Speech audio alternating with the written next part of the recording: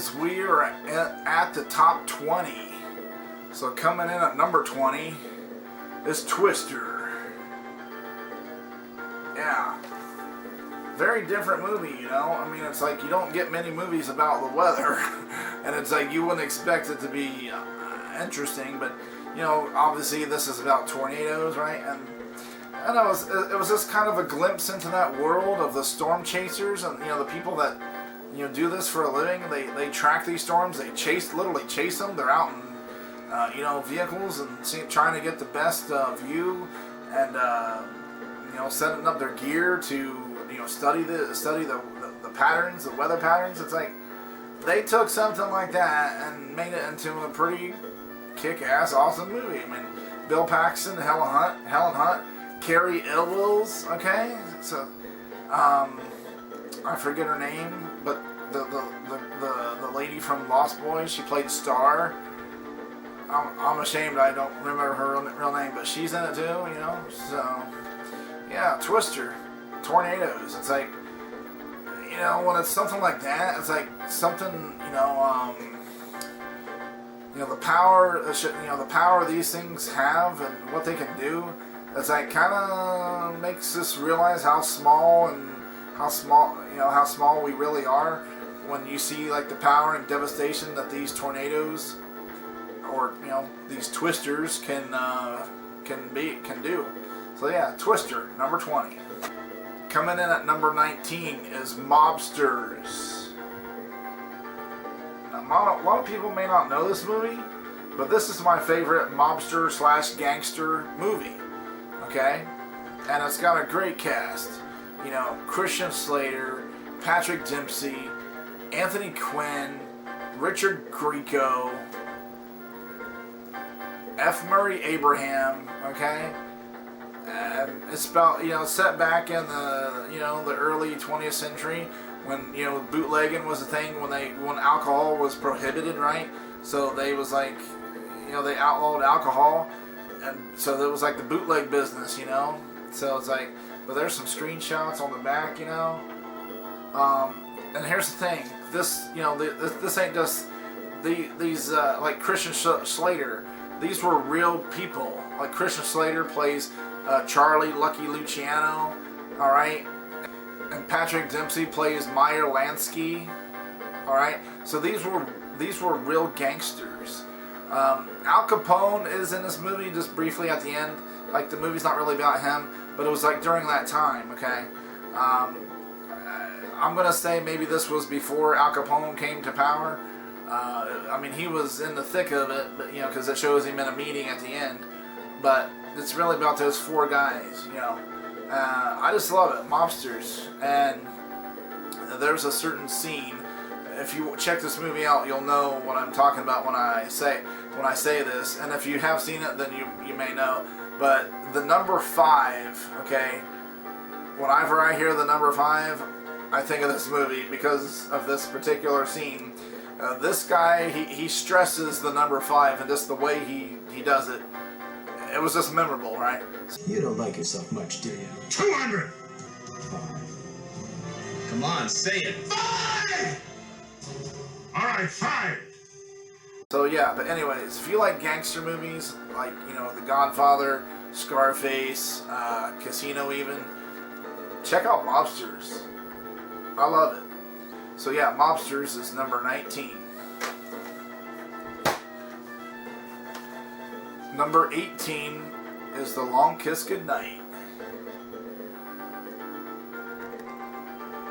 with Gina Davis and Samuel L. Jackson.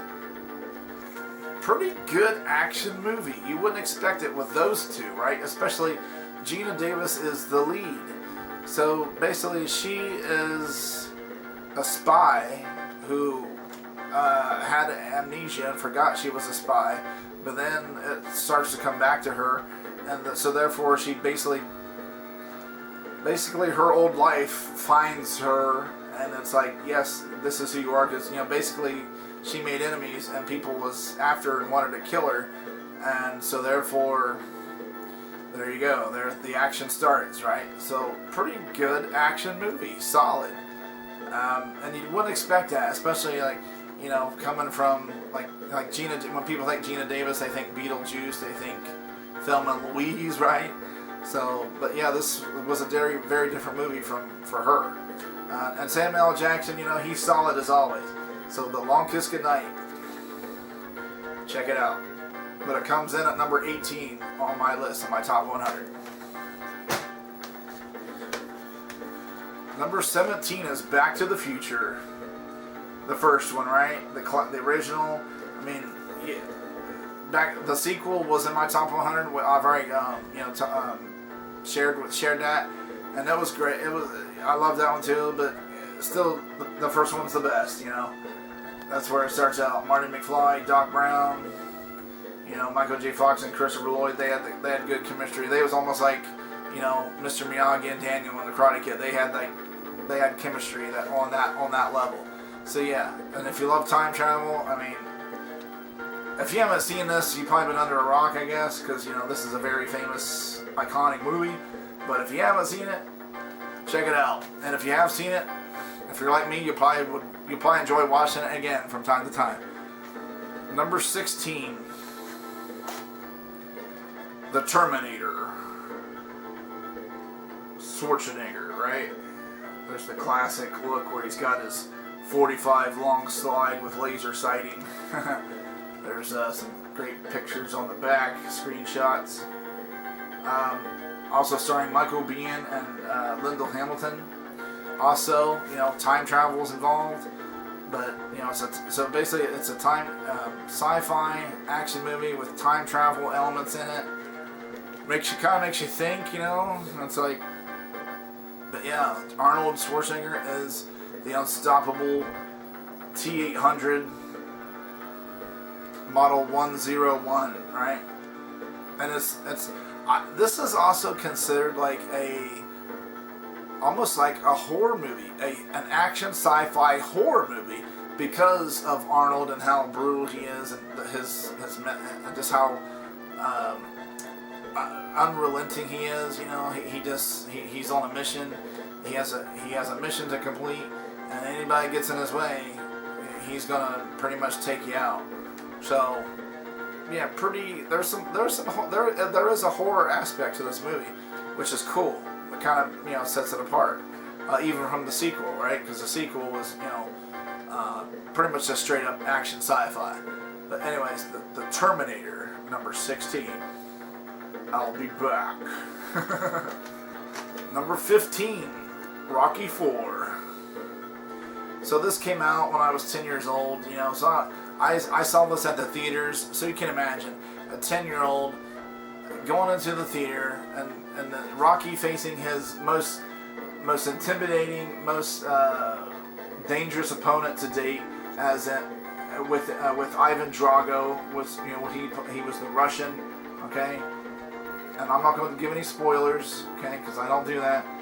But this movie, I'm going to say this movie for the Rocky franchise was, because even though they made other Rocky movies after this, they made Rocky V, which to me kind of was a stinker. But he also made, you know, Rocky Balboa many years after Rocky V, which that was a nice send-off or nice way to end the Rocky story, okay, or Rocky his journey. But to me, this was the climax, Rocky IV. I don't know. Basically what they did, you know, because in part 3 we had Mr. T, you know, and you know, he was Rocky's toughest opponent to date in that one. He was very intimidating. He actually beat Rocky, okay? But in this one, they upped the stakes of the game. I mean, they amped it up. And Dolph Lundgren as Ivan Drago, the Russian, I mean, his performance is A+. But yeah, I don't know. I mean, if you like boxing and you like a good story and you like a movie, right, to where it's like basically a movie that can inspire you, right? It's like no matter how life can knock you down, but you gotta take the hits. You gotta dig deep and get back up. And that's kind of what this movie is about. It's about getting back up, even if you get hit hard, and get hit hard more than once, and get knocked down more than once. keep getting up, never give up. So yeah, Rocky 4, number 15. Coming in at number 14 is Speed, with Keanu Reeves, Dennis Hopper, Sandra Bullock, Jeff Daniels. I mean, seriously? What a cast. And talk about this movie, okay, this movie took the theaters by storm when it came out. See, it's got my new release sticker on it there. Hey, it's a new release still. No, but seriously, kind of awesome cover, with Keanu, the way he's looking at you sideways, and then the bus there in the background, and the explosion. Yeah, this was like a really breakout movie for Keanu Reeves. There's some action scenes there. He's running. This is just a movie, you gotta just see it for yourself, right? It's just a movie where it's just non-stop from beginning to end, because it's like, once it gets going, I'm gonna say in the first 15 minutes or so, it's like from that point on, it's like you're on edge and suspense like the whole rest of the movie, because it's like, oh crap, they gotta figure out what to do. And I'm just gonna leave it at that. Awesome movie. Can't say enough about this one. I like to revisit this movie from time to time. So Speed with Keanu Reeves is number 14. Number 13 is Red Dawn.